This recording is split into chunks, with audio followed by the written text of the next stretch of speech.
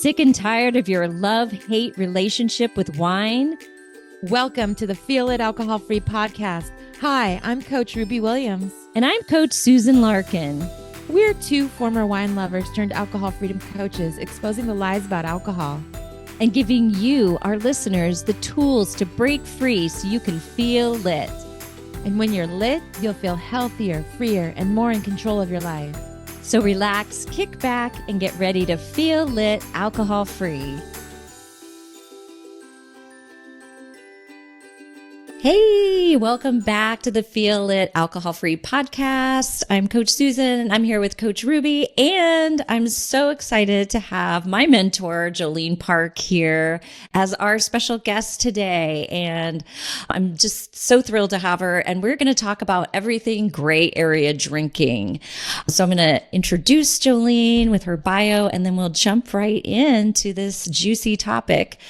Jolene Park is a sought-after speaker and leading authority on gray area drinking. Her pioneering TED Talk has been viewed more than 350,000 times, probably even more since that bio.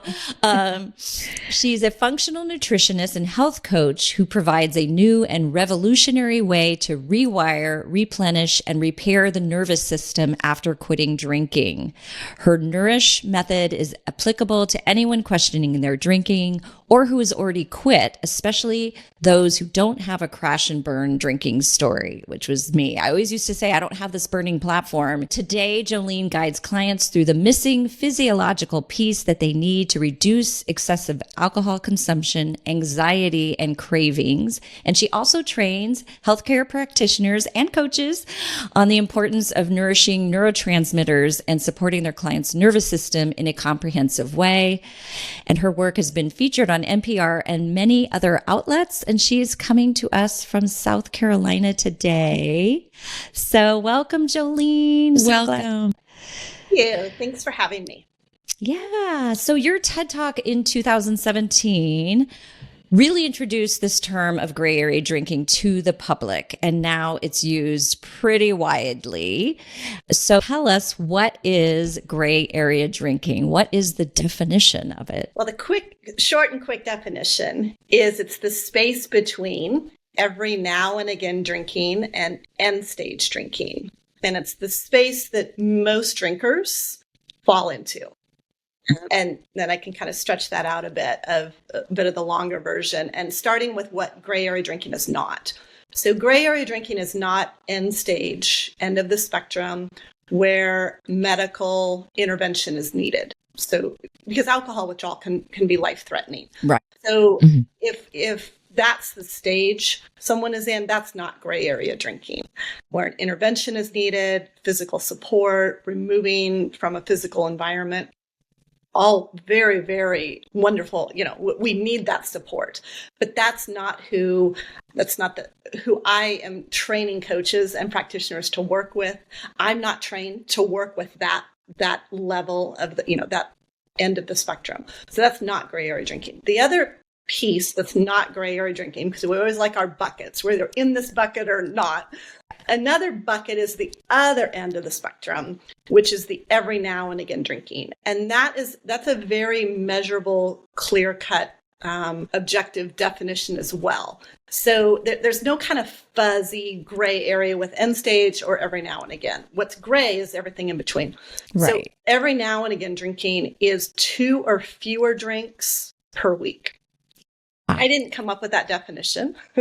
That's actually on the docket to potentially be passed as the U.S. government guideline this year, next year. It may or may not pass, but when it comes down to like a real measurable draw the line in the sand, that's what we're looking at, is 2 or fewer. And fewer is the key word with every now and again drinkers. Yeah. There's millions of people out there who have a handful of drinks over the course of a year. That's fewer. So that's not gray area drinking. So every now and again drinking and end stage drinking is not gray area drinking. Everything in between is gray. And again, that's not my opinion, Jolene's definition of how society, the world at large, should or shouldn't drink. That's medical literature. So the Lancet in 2018, the American Cancer Society says the same thing. They both say there is no safe or healthy recommended intake level of alcohol. Because of that, it's then a gray area. And so within the gray area, everyone then self-identifies with what's comfortable for them for different names or labels, or they don't. They're not comfortable with a label. They just drink, But it's in the gray area because there's no safe recommended intake. And so those labels under the gray area drinking umbrella can be terms. Some people will say they're social drinkers, or they're moderate drinkers, or casual drinkers. It can even be alcohol use disorder, or mild, moderate, severe. And so a criteria that I have seen and I have then deemed working with gray area drinkers is one very clear characteristic is gray area drinkers on this long gray spectrum can and do stop drinking. They have the capacity and ability. They're not going to go through physical withdrawals or have a seizure. And so it's all a gray area. Yeah. Yeah. And they do stop. Like, that's the kind of woman that I work with. Women is they say, oh, I've taken breaks. I've taken 30 days here. I've done dry January. I take breaks. I feel better, but then I go back to it. And I know I want to stop now. Mm-hmm. That is a gray area drinking characteristic. And all those drinking stories, experiences, amounts of alcohol are going to look very different. But what you just said, it's that back and forth. They want to stop. Then they're like, well, but maybe I can still, have some drink here and there. It's that, and they do stop. But it's that inner kind of back and forth debate with themselves. Does this have to be forever? There's people who drink so much more than me. I'm not that bad. All of those components go into that gray area drinking umbrella, regardless of the label or, term that people feel comfortable attaching to. Yeah. I mean, I've had, discovery calls with people and they're like, well, I drink normally like 3 drinks a night. And I'm like, that's not normal. That is not normal. And it's also definitely gray area drinking. And it's not every now and again drinking. And even people I've talked to just, out in the world, they're like, well, I'd have my wine Wednesday and I usually, maybe drink on Friday or Saturday. And they consider moderate, but that's also not every now and again drinking. Exactly. That is every wine Wednesday, that's every Friday, every Saturday. That's not every now and again drinking either. That's definitely in the gray area. And so the gray area term is a very inviting term. It doesn't hold the stigma, the shame. And so again, every example you're giving is gray area drinking. And what comes with that is often people don't feel comfortable, understandably. I have not drank for 10 years. I identify as a former gray area drinker. The term alcoholic never resonated with me. And there's many who, once they hear the term gray area drinking, they'll say the same. They're like, some of these terms, they don't resonate. They don't want to claim that term, but they know in their gut, in their heart of hearts, that the way they're drinking isn't working for them. And then they hear the term gray area and they're like, that makes sense. That's me. That's a liberating term that's telling the truth of what's going on. So many people, and I would say instead of, normal, it is normal culturally. And it's normal in a lot of families, that there's a parent or parents that was their normal. And then their industry they work in, the area of the world they live in, it's that type of drinking is normal within those spheres. It's not healthy, but it is what the environment is doing. And so when people then step out of that environment, the gray area term, it's like, this explains it. This feels more liberating instead of, I'm going to separate myself from the hurt plate. Like, it's just, so it's just liberating. And it's just a very inviting door for many people to step through that they wouldn't have otherwise stepped through. Yeah. And what I love about the gray area drinking term is that you don't have to hit a rock bottom and you don't have to call yourself an alcoholic. It is so much more inviting, like you just said, because that that rock bottom. I hear it all the time. Like, I never hit a rock bottom. I never had a DUI. I didn't lose my job. And why do we wait for that? If we're just waiting around, to have a rock bottom, and we'll just keep drinking until that. So I love that it gives us like permission to be like, well, how do you want to feel? That question, how do you really want to feel in your life? And not waiting for the worst case scenario to happen. So I love it. There's always a lower bottom. So there's a bottom, and then there's another bottom, and then another bottom. And so that in and of itself, and that's what I'm saying, for like a real measurable, it's ambiguous, it's vague. The bar can always, pun intended, can always move. There's always somebody who drinks more. The bottom can always get worse. And so those are really poor ways to have a measurement. And so the measurements are very clear. It's end stage, needing intervention, or every now and again. Mm-hmm. Everything else is vague and ambiguous, and putting things into two categories.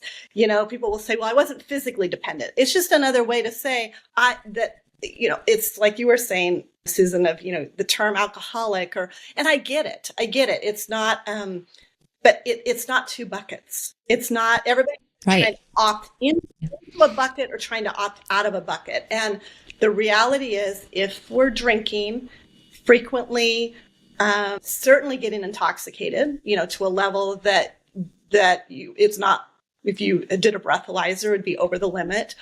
It's a gray area. And most people who drink are in that gray area. Yeah. Well, what I love about your Nourish method, which I've been trained in, as we were talking about, it's about how we feel, right? We drink to change the way we feel. That's what most people do. They're drinking at happy hour to feel happier. We're drinking to de-stress after work, which is really what most of the women I work with is like, how am I going to relax?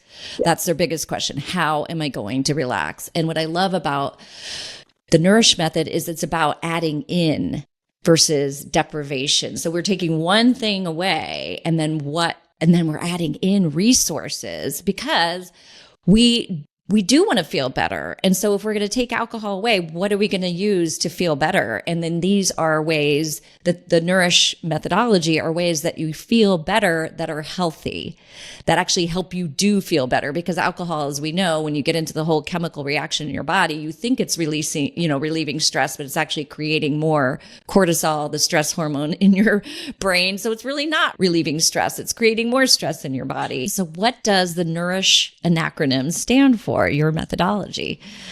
So N is notice nature. O, observe your breath. U, unite with others. R, replenish with food. I, initiate movement. S, sit in stillness. And H, harness your creativity. Okay. Well, and what you're talking about adding things in and the stress and the anxiety, what I see, again, everyone has a different experience and a different story, different amount of alcohol and all of that. But often what's a real thread through this, especially for women, is that unspoken anxiety. Mm-hmm. And especially around loss.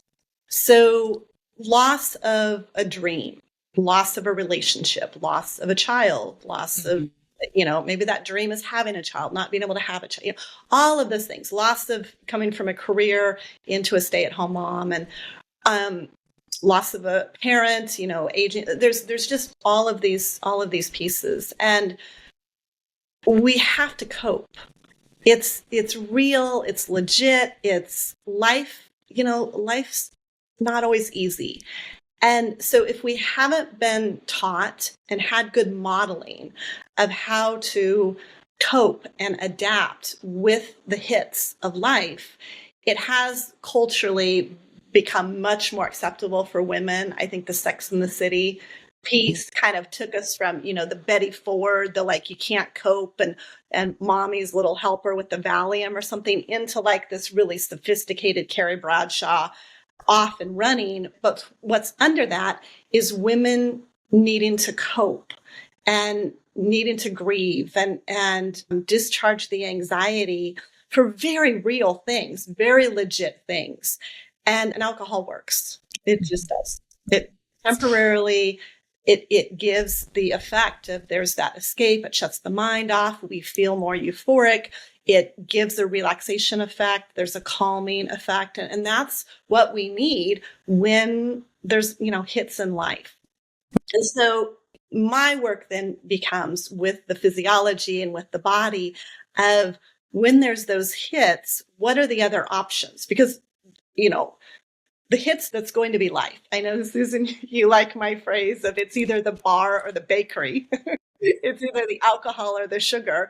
And they work, but they work temporarily, but then there's the long-term kind of ramifications on so many levels.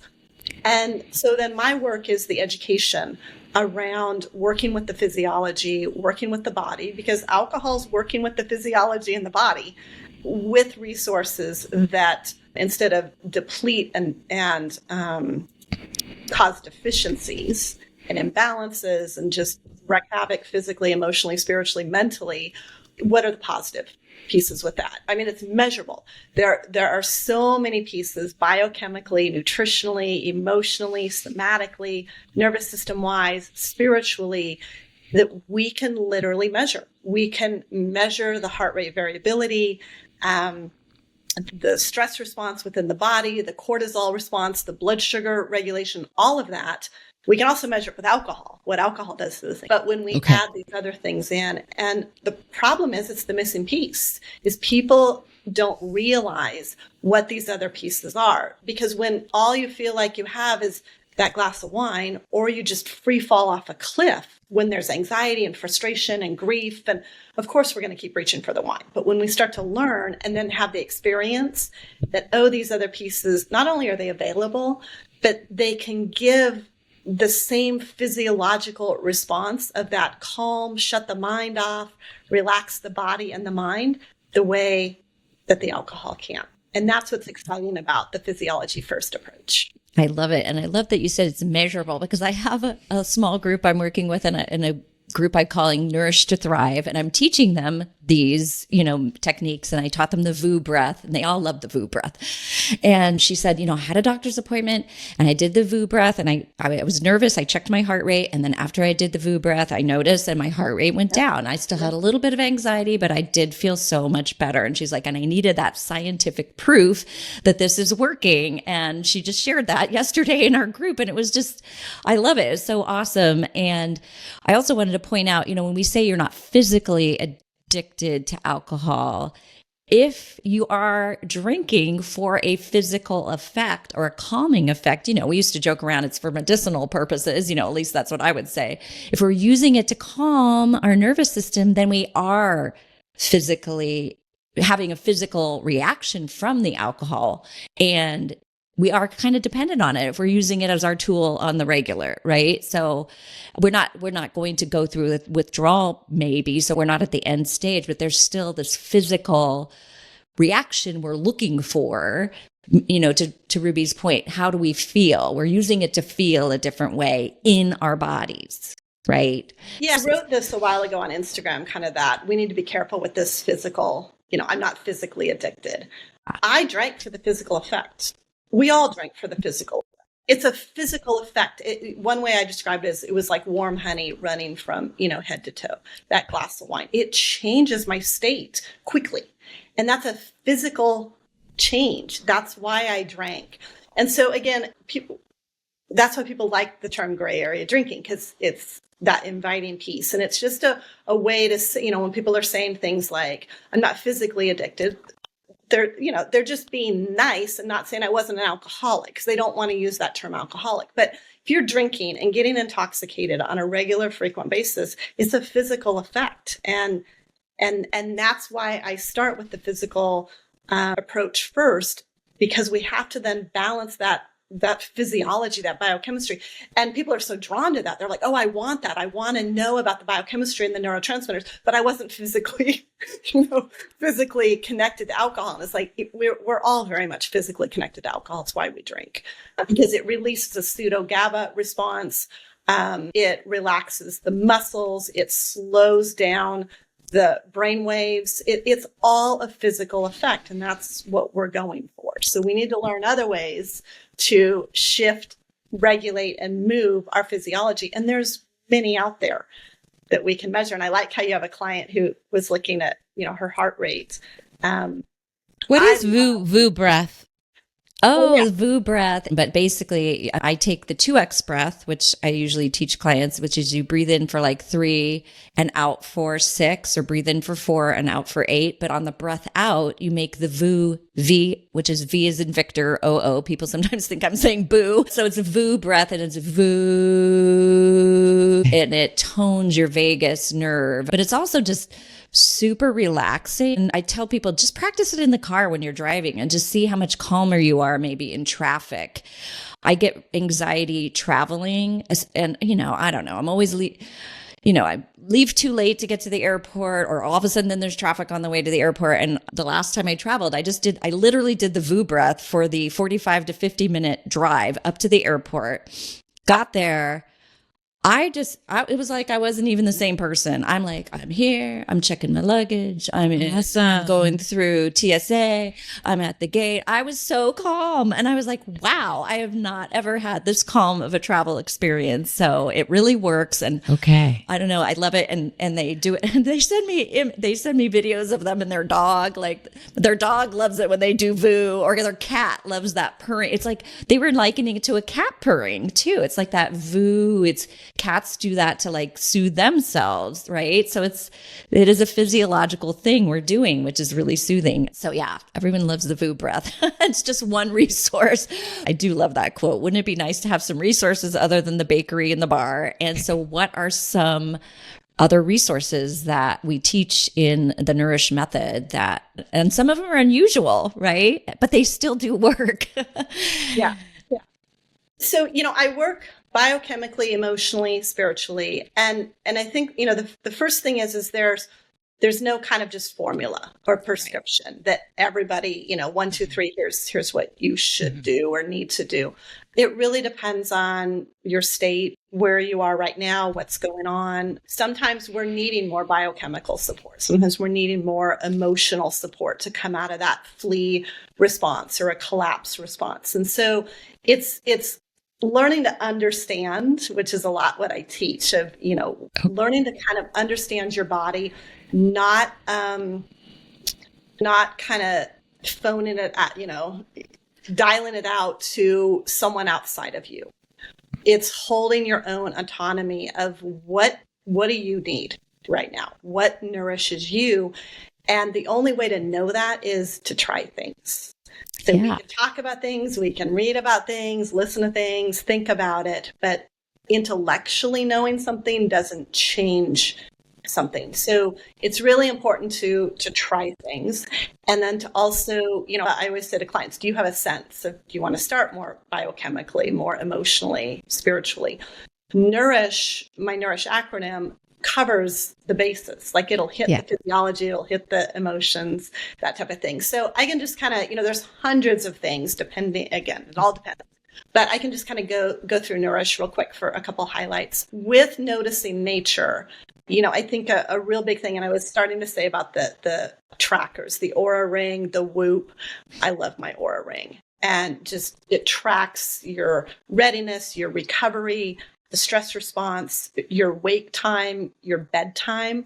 So with the circadian rhythm, working with the light and the dark cycles, getting that early morning sunlight. I know it's kind of, it's out there on Instagram, is that morning sunlight. But what's interesting about these things is that if you wear a tracker like Aura, you can really I can really see how my heart rate variability improves, my recovery improves, by getting up at the same time in the, every day, and that morning sunlight with nature, getting outside with nature. If you can get your bare feet on the ground.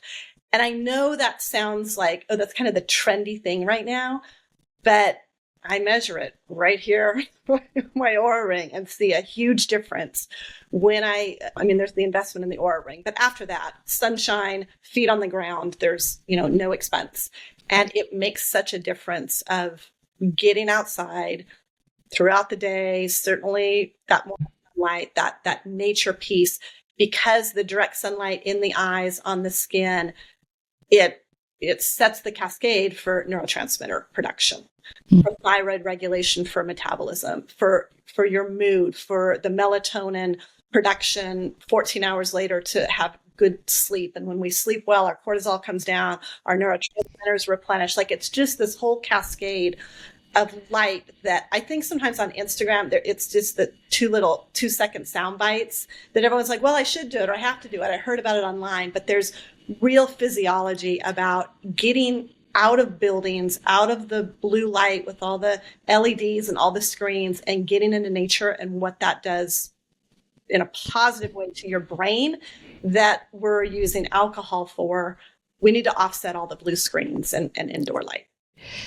And I'm a huge fan of earthing. I started studying it maybe 3 years ago, and earthing is where you put your feet on the ground. I do it for about 15 minutes a day. I even purchase like the pads for my bed and for under my desk. And like, I just think it's really important, but to get outside most importantly, but in the wintertime, especially if you're in a place that's snowing or I can't quite put your feet on the ground, right? So yeah, I love earthing or even getting your hands in, gardening. There's so many ways to just that first one, notice nature and be in nature. I love it, Jolene.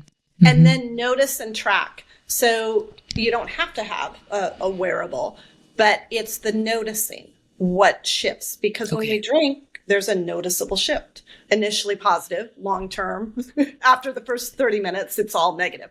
But now when you go out in nature and go barefoot or that morning sunlight or whatever that is, notice, pay attention.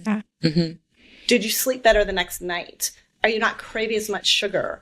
How's your mood? And it takes, some days and everybody, again, the biochemical need is different for different people at different times. But when there's a match, you're going to notice.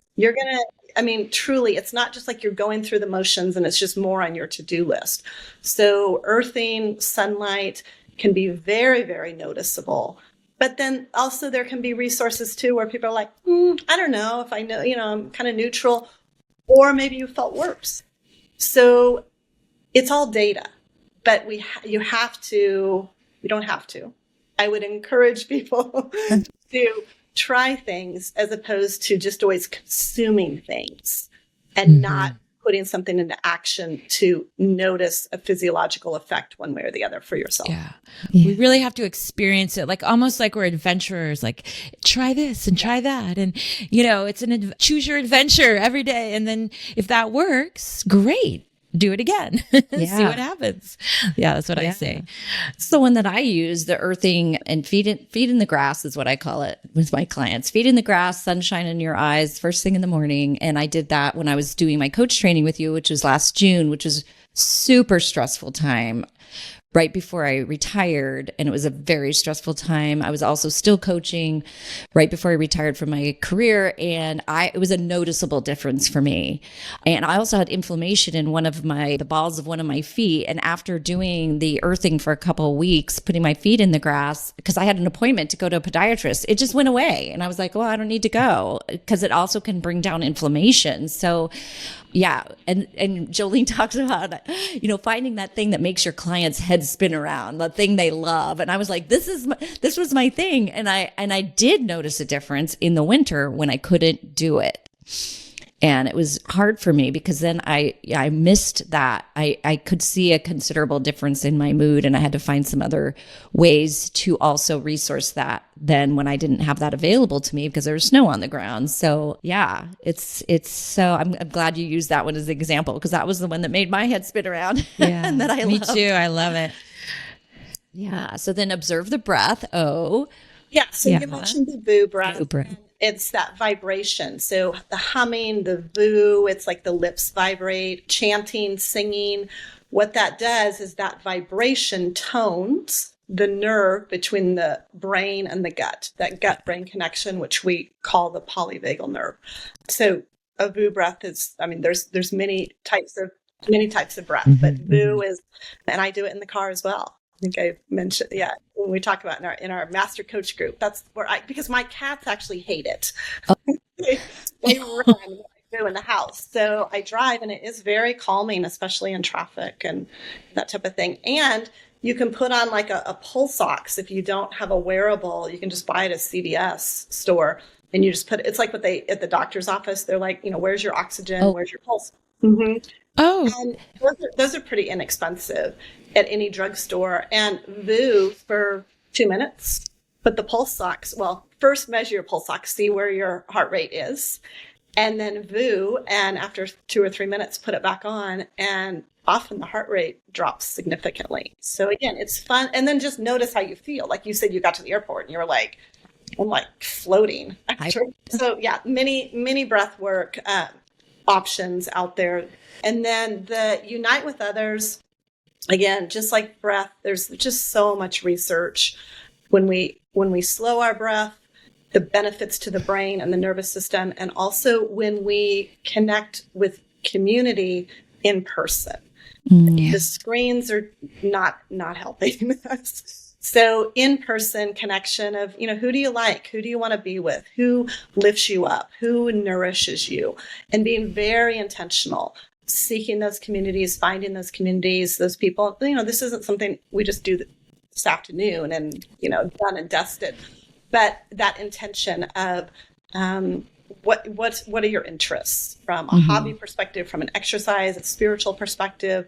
The studies are huge that when we're social creatures, and so when we're with others, we live longer, we heal better. We're not meant to be isolated and alone. So when we're healing our craving brain, in-person communities, good relationships are okay. And we have a lot of choice in that. We have a lot of, where we seek that out, but that can be as much of a nourishing nutrient as good protein.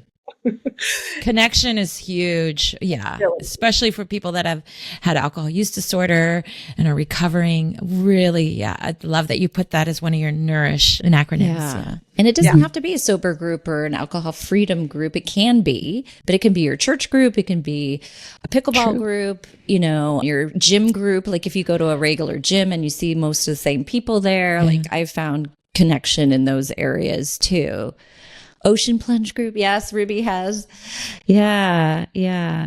But it can be hard. I think sometimes when I work with people who really are struggling, that it's loneliness that is also a component in their drinking. And so that can be a little bit hard. So it's, for some people to just get out of that comfort zone and go find, but a knitting group, if you sing, join a choir, but it's so important. You got to get out of the house. And this is the piece you were mentioning before about the adding things in. This is the, adding in a community. And again, it takes some time. It's not necessarily easy, but it has, one of the things that often is like the Mediterranean, the Italians, they drink wine, that whole thing. But they're in community. I mean, they're sitting at a dinner table for 4 or 5 hours with other humans in person, having conversation, laughing. That does something to the physiology versus like shoving a burger, down our throat, going through the drive-through by ourselves or what. And so that's some of those missing pieces is those community aspects, the leisure aspects for people when we look at like longevity and spiritual.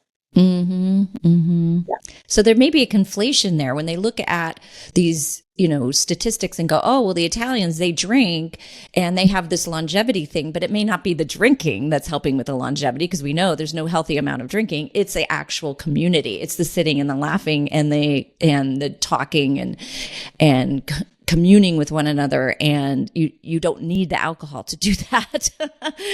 Right. And potentially they may not be, each throwing back a bottle of wine individually. It's a small glass of wine that's part of the whole meal and the experience, and that over a long, a couple hours with the connection, with the laughter.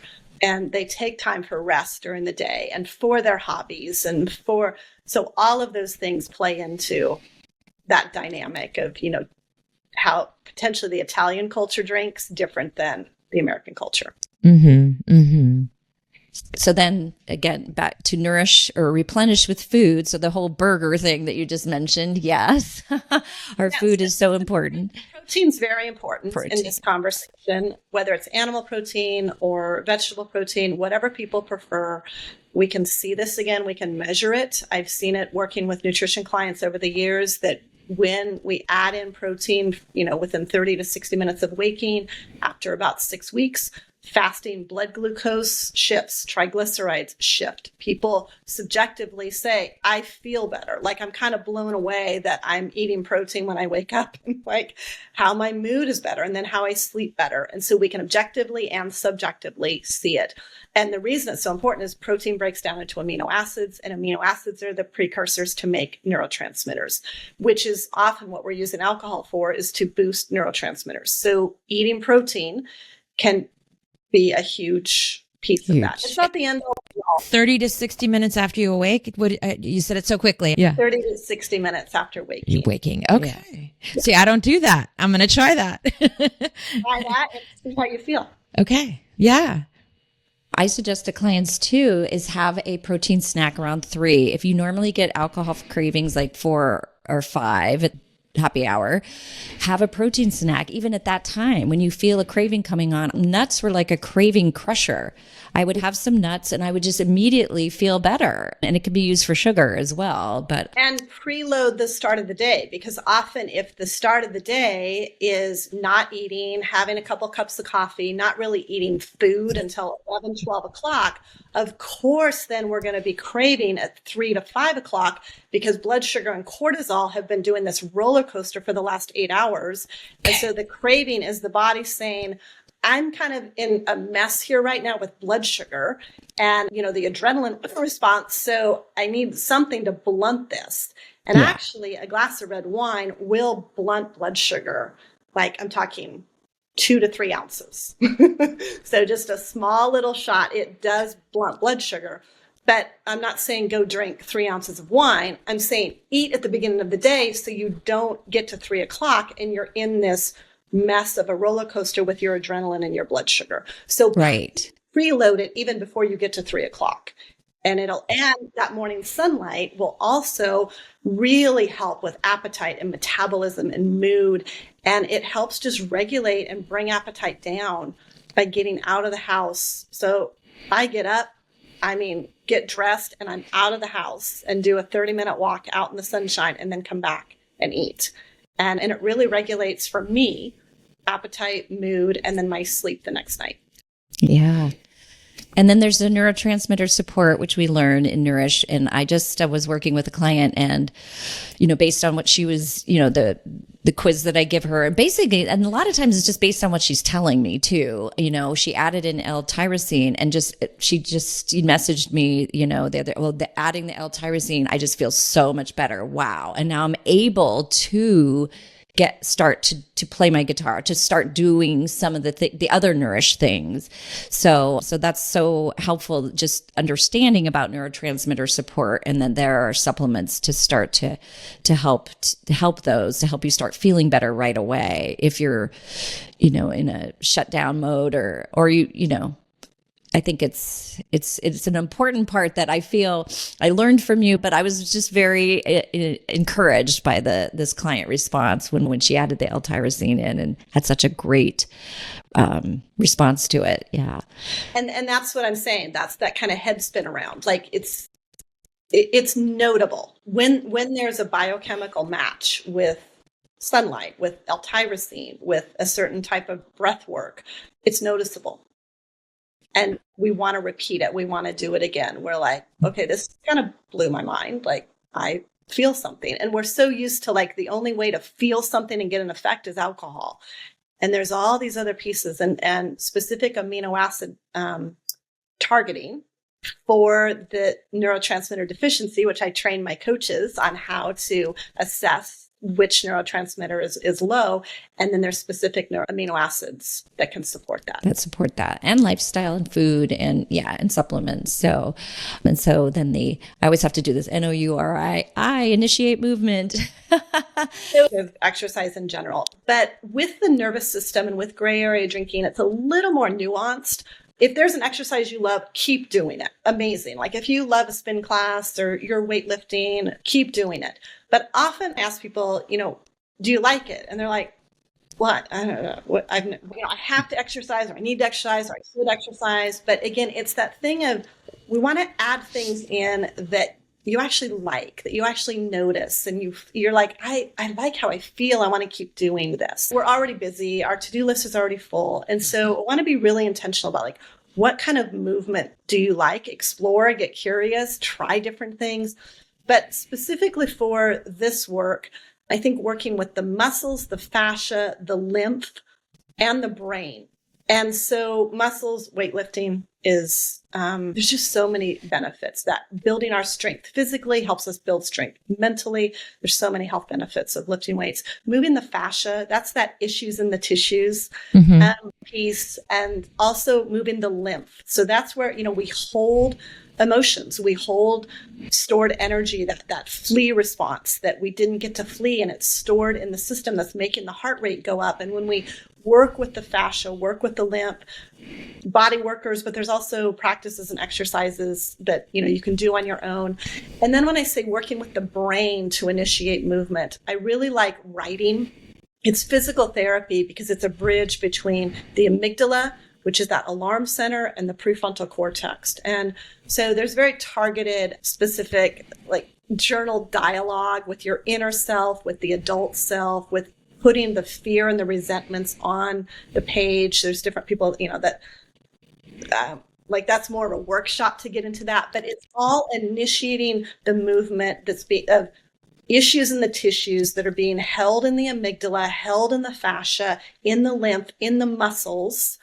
And that's dysregulation. And when we discharge it through initiating movement, it can help the regulation. So yes, traditional exercise that you really love, and some of this more targeted nuanced pieces of movement. Yeah. And even if you need a place to start, just walking. Walking is such a great movement. Yeah, I always suggest that to my clients. If you need just a starting place, or it should also, I feel like walking is not, it's exercise, but it's more mental health. For me, I like twofers. So I do walking and notice nature, and I do too. And with my Aura Ring, because it keeps you accountable and tracks your steps. And so I really try to stay above the 10,000 steps every day. And I notice such a difference with my mood, with my sleep. Yeah, walking, I think, is really underrated and overlooked. But it's huge for this conversation around everything that people are drinking around. Isolation, anxiety, frustration, grief. It moves that emotional energy. It's the cross crawl, opposite arm, opposite leg. It helps to sync the left and the right hemispheres of the brain. Yeah, yeah. And then sit in stillness, which is so interesting. So another gal in this Nourish to Thrive group, she's like, that's my favorite one. I love sitting in stillness. And I'm like, wow, I really don't hear that very often. Most people are like, I can't sit in stillness. I can't sit for 5 minutes, but yeah. What's the benefit of sitting in stillness? I was just listening to a podcast yesterday, and they mentioned, and I can't back this up, but it was interesting. They said the true mark of real emotional health is the ability to sit in stillness by yourself for 20 minutes. I was like, that's interesting, because it is very difficult to just stop and not be interacting with a device, with another person, with something in our hands, and just sit. And that's where some of the somatic work of learning how to ground, orient, center our nervous system, discharge through walking, through writing, some breath work, some of those can be really good precursors to then lead into, okay, I'm now going to sit. But it can be very regulating to let the brain and the body just have a minute to not always be on the gas pedal. So that in and of itself is a piece of stopping, resting. And the sleep component I add into, really working with sleep, because that's a stillness practice. And this is where then the spiritual comes in. So also bringing in spiritual resources can be a stillness piece as well, with prayer, with sacred scripture, for some they're spiritual, but all of that, there's a stillness to it. in kind of the flip side of that then is the creative side, the leisure side, where that's not necessarily we're still, we're active. Like maybe our hands are moving with the paintbrush, or our hands are in the dirt gardening or knitting. So all of those end in ing. They're active. It's this, we're taking action, but it puts us in a flow of still letting, the brain kind of unwind and decompress. So stillness in and of itself has real benefit, bringing in some of the spiritual, some of the sleep pieces to really let the body, mind, and psyche have a break. But the flip side is then the play and the leisure, and that I call it the ing activity, and adding that in for the flow state, where we're not working, managing, executing, but play and flow. And so the stillness and the creativity work together. And that's Wonderful. the H, harnessing creativity. So the H of, This has been so amazing. Yeah. So is this the time, Susan, that so we normally end our podcast with like asking our guests, what do you do to feel lit? And I would love to ask you, what is your favorite gray area resource for like stress relief? Yeah. For me or for clients? For you. For you. For you, Jolene. What do you do? It changes. It was different when I first stopped drinking. It's been over 10 years now that I haven't drank. And so I really go intuitively with what feels good, what sounds good, what am I drawn to, what's resonating with me at the moment. So at the moment right now, and why I lead with this, and this is kind of what I do with podcasts, with coaches, where I'm really kind of jazzed at the moment, that tends to be what I talk about. So truly the morning sunlight for me, and getting 10,000 to 12,000 or more steps a day. So I walk in the morning, then I go to the beach and walk barefoot in the afternoon to get my, another 6,000 to 8,000 steps. I just noticed such a difference with that light, with that grounding, with my mood. My sleep is better. So I would say that's, my favorite thing at the moment. I've gone through so many. I mean, I've had breath work practices that have been huge, cold therapy, doing cold plunge, doing the cryo, standing in the, the freezing machine. Guided imagery at times have been huge. I use the alpha stim.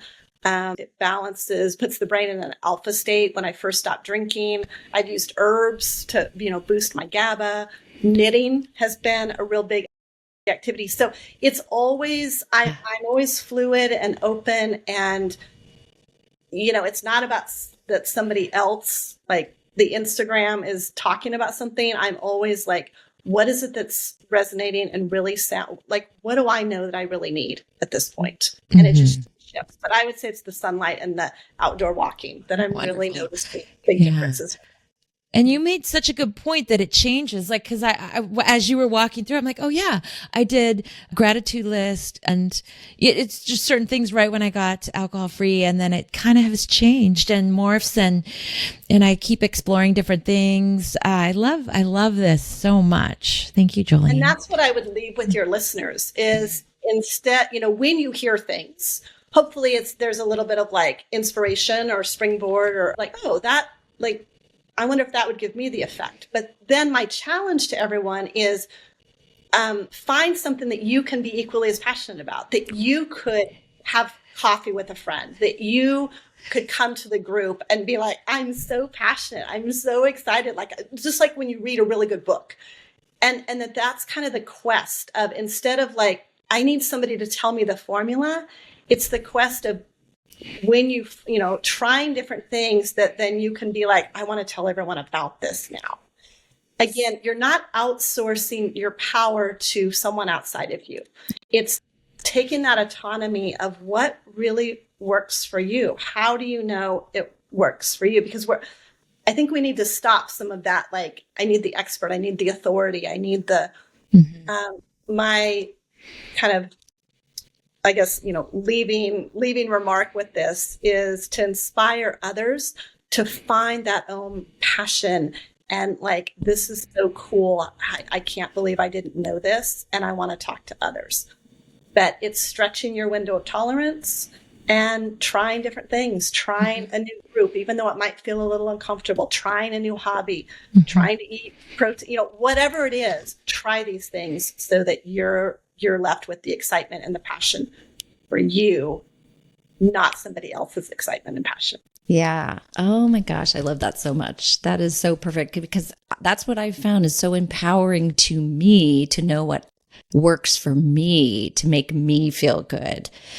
And I found that to be the greatest gift of quitting drinking in my life, is that now I know that I don't need an outside substance to regulate my nervous system, to make me feel better. And it's that empowerment is just, it's priceless, like those commercials, it's personal empowerment, priceless, it really is. And that's the beauty of really listening to that inner voice. If that inner voice, and you're a gray area drinker, and sure, you can quit, but you keep going back, just listen to that inner voice, because there's so much waiting for you on the other side of alcohol.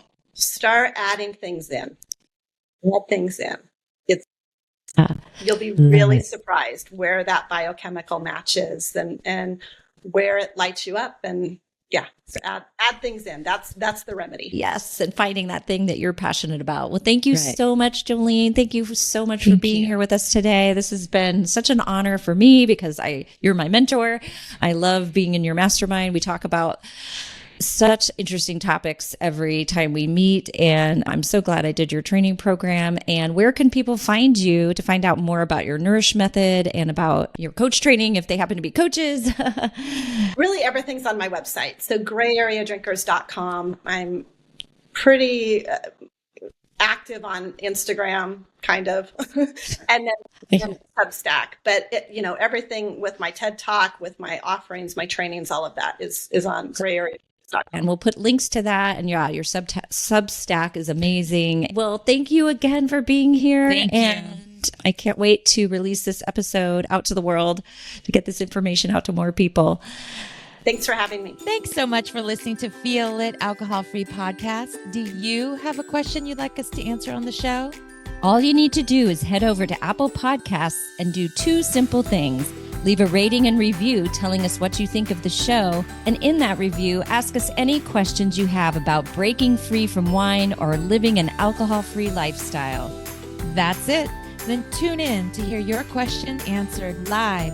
And remember, do something today that will help you feel lit. Don't forget to check out Feel It 21. Your alcohol-free adventure awaits.